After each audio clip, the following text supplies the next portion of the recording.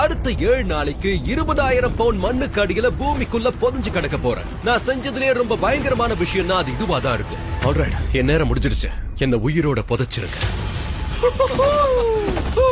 கொய்யால இது எப்படி இருக்கு? பயங்கரமா இருக்க போகுதுன்னு நினைக்கிறேன். பல பேரோட மோசமான டைம்னா அது இதுதான். கடவுளே, இந்த மண்ணை பார்த்தாலே பயமா இருக்கு. தம்பி ரெடியா?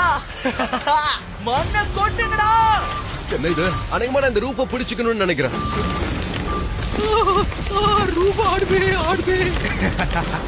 அடுத்த 7 நாளைக்கு இந்த காஃபினை நம்பிதான் என் உயிரை கையில பிடிச்சு படுத்துட்டு இருக்கேன். இது உடையாம இருக்கணும்னு அந்த கடவுள் கிட்ட வேண்டிக்கிட்டு இருக்கேன். இத பார்க்கும்போது உங்களுக்கே தெரிஞ்சிருக்கும். And நானும் சொல்லிடுறேன், இது 100% ரியல் தான். உண்மையிலேயே இதை நான் ரொம்ப அண்டர் எஸ்டிமேட் பண்ணிட்டேன். இது எப்ப முடியும்னு தெரியலையே.